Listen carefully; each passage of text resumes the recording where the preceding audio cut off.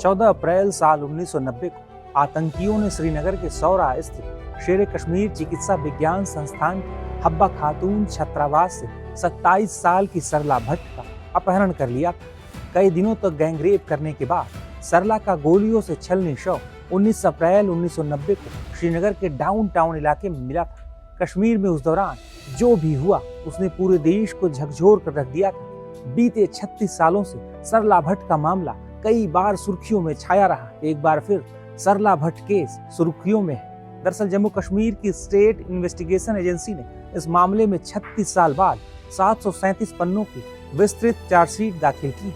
श्रीनगर की विशेष टाटा पोटा अदालत में दाखिल इस चार्जशीट में अलगाववादी नेता यासीन मलिक को इस हत्या का मुख्य साजिशकर्ता बताया गया है। एजेंसी ने दावा किया है कि सरला भट्ट की हत्या यासीन मलिक के निर्देश पर की गई थी और इसका मकसद घाटी में आतंक का माहौल पैदा करना और कश्मीरी पंडित समुदाय को पलायन के लिए मजबूर करना था। बता दें कि सरला भट्ट शेर कश्मीर आयुर्विज्ञान संस्थान श्रीनगर में नर्स थी। वो अनंतनाग में रहती थी। उनको आतंकियों ने नौकरी छोड़ने की धमकी दी थी। हालांकि वो इन आतंकी धमकियों से डरी नहीं। अप्रैल 1990 में जम्मू कश्मीर लिबरेशन फ्रंट के आतंकियों ने उनका अपहरण कर लिया। कई दिनों बाद जब उनकी श्रीनगर के डाउनटाउन इलाके में डेड बॉडी मिली तो वो पूरी तरह से छत बिछत थी। शरीर पर गोलियों के निशान थे। उनके शरीर पर मौजूद जख्म क्रूर यातना की गवाही दे रहे थे। उनके साथ कई दिनों तक रेप किया गया था और बाद में उनकी निर्मम तरीके से हत्या कर दी गई थी। चार्जशीट के मुताबिक सरला भट्ट को पहले झूठा पुलिस मुखबिर करार दिया गया। इसके बाद उन्हें निशाना बनाने की साजिश रची गई। जम्मू कश्मीर की स्टेट इन्वेस्टिगेशन एजेंसी ने दावा किया है कि सरला भट्ट की हत्या कोई आकस्मिक हुई हत्या नहीं थी, बल्कि पूरी तरह से पूर्व नियोजित आतंक की साजिश थी। SIA यानी स्टेट इन्वेस्टिगेशन एजेंसी का कहना है कि जांच में सामने आया है कि यह हत्या जम्मू कश्मीर लिबरेशन फ्रंट यानी JKLF के उस कथित अभियान का हिस्सा थी, जिसके जरिए घाटी में भय का माहौल बनाकर कश्मीरी पंडितों के बड़े पैमाने पर पलायन को बढ़ावा देना था। चार्जशीट के मुताबिक घटना स्थल से JKLF का एक टेरर क्लेम नोट भी बरामद किया गया था, जिसमें हत्या की जिम्मेदारी भी ली गई थी। हालांकि फॉरेंसिक साइंस लेबोरेटरी लिखावट के आधार पर ये तय नहीं कर सकी कि ये नोट किस व्यक्ति ने लिखा था, लेकिन SIA का कहना है कि इस दस्तावेज की पुष्टि उस समय प्रकाशित समकालीन मीडिया रिपोर्टों से होती है, जिसमें घटना के तुरंत बाद इसी प्रकार के दावों का उल्लेख किया गया था।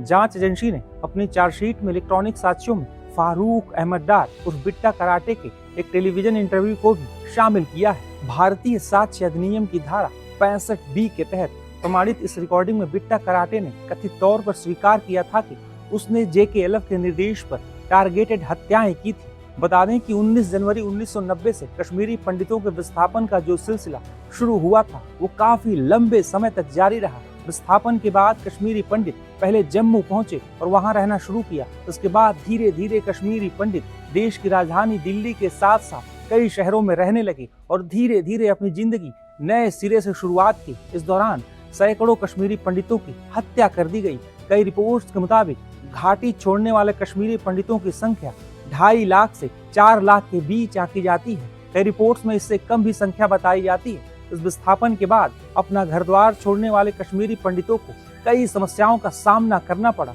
जिस कश्मीर की घाटी में लाखों कश्मीरी पंडित रहते थे, वहां मात्र कुछ हजार ही कश्मीरी पंडित रहते हैं। धरती का स्वर्ग कहे जाने वाले कश्मीर में जैसा जुल्म कश्मीरी पंडितों के साथ हुआ, वैसा तो शायद ही कभी नहीं हुआ होगा। जिन कश्मीरी पंडितों ने जुल्म के उस दौर को देखा है, उसे सोचकर वो आज भी सिहर उठते हैं। कश्मीरी पंडित काफी लंबे समय से न्याय की गुहार लगाते रहे हैं। हालांकि बीते कुछ वर्षों में जम्मू कश्मीर में कई बदलाव भी देखने को मिले हैं।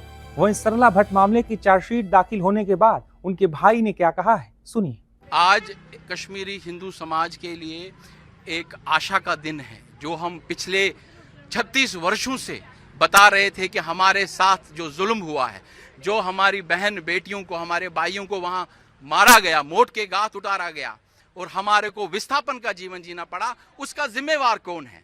हमको बताया जाता है आप वापस सेटल हो जाइए, लेकिन वापस तो हम सेटल होंगे, लेकिन पहले जिन्होंने वहां कत्लो गारत की उनका हिसाब किया जाए। ये कश्मीरी हिंदू की हमेशा से डिमांड रही है और आज वो दिन आ गया है जब SIA ने अपनी चार्जशीट में ये बताया है कि हमारी वीरांगना बहन सरला भट्ट, जिसको अप्रैल 1990 में जब वो अपनी ड्यूटी देके नीचे आ रही थी, सौरा स्किम से किडनैप किया गया।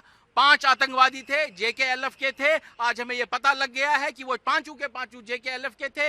हम ये इतने सालों से बता रहे हैं। उसमें से यासीन मलिक अभी भी जेल में है और खुर्शीद अहमद जो पाकिस्तान भाग गया है। हम ये अपील करते हैं कि यासीन मलिक को फांसी दी जाए और इसको भी लाया जाए। ये जो खुर्शीद अहमद चकलू है वो पाकिस्तान से भी इसको यहाँ खदेड़ा जाए। और इसमें आज चार्जशीट फाइल हुआ है, हमारी वीरांगना बहन जिसको 2 दिन उन्होंने पीड़ा दी, 2 दिन के बाद उसकी बॉडी हमारे को मिली। हमारे जो उनके परिवार है उनसे बात की हमने, अनंतनाग में उन्होंने उसका संस्कार किया। वो बता रहे थे संस्कार के बाद भी जब वो उसकी अस्थियां उठाने गए तो वहां पे जो 100-150 कुछ टेररिस्ट भी आए थे, कुछ लोग भी थे, उन्होंने पैरों से उसकी जो ये अस्थियां थी उनको हटाया। लेकिन उन्होंने फेरन के पोच में, आप अगर चाहेंगे तो मैं उनके परिवार से भी बात करूंगा, वो अस्थियां उठाई और उसकी अस्थियों को फिर उन्होंने प्रवाह किया। आज कश्मीरी हिंदू समाज पूरे SI को, पुलिस एडमिनिस्ट्रेशन को, खासकर हमारे गृह मंत्री आदरणीय अमित शाह जी को, आदरणीय नरेंद्र मोदी जी को बधाई देते हैं कि इतने सालों के बाद आज हमें वो इंसाफ मिला है। सर, सबसे पहले तो हम बोलेंगे कि बहुत बड़ी बात है कि आज इतने 37 सालों के बाद ये केस सामने आया है और आज हमें पता लगा है कि किस दरिंदगी से उनका कत्ल किया गया। तो हम यही चाहेंगे कि जितने भी उनके वो कातिल हैं उनको सख्त से सख्त सज़ा, हम तो चाहेंगे कि फांसी की दी जाए और बिल्कुल वैसे ही जैसे उनके साथ किया गया, उनको इतनी दरिंदगी से मारा गया, वैसे ही हम चाहते हैं सरेआम उनको लाके बिल्कुल वैसे ही किया जाए जैसे कि उनके साथ हुआ है। तो आपको लगता है कि इससे और भी दरवाजे खुलेंगे क्योंकि बहुत सारे ऐसे केसेस हैं जो अनसॉल्व्ड है? बिल्कुल सर, कश्मीरी पंडितों की काफ़ी जो डेथ हुई लेकिन अभी तक इंसाफ नहीं मिला है, तो लगता है कि बाकी केसेस भी खुलने चाहिए और उस पर भी सज़ा होनी चाहिए। बिल्कुल सर, खुलने चाहिए और हम चाहते हैं कि जो हमारे इतने लीडर्स अपने इसके लिए मारे गए हैं उन सबको इंसाफ मिले। आज 37 साल से हम उनके लिए ही लड़ रहे हैं ताकि हमें उनके लिए इंसाफ मिले। तो हम चाहते हैं कि और भी खुले, जितने भी ऐसे केसेस हुए हैं तो उसके लिए हम चाहते हैं कि गवर्नमेंट आगे आए, हमारा सपोर्ट करे ताकि हम उन लोगों को सज़ा दिला सके और जो भी हमारे ये हैं उनको इंसाफ मिल सके जो हम 37 साल से इंतज़ार कर रहे थे।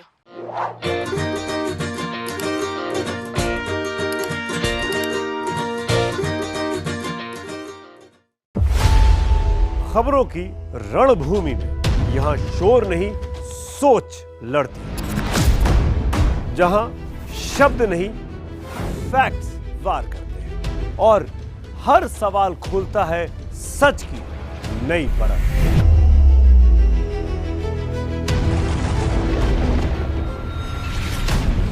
चक्रव्यूह आपके अपने सुमित अवस्थी के साथ सोमवार से शुक्रवार शाम 6:57 पर टाइम्स नाउ नव भारत पर।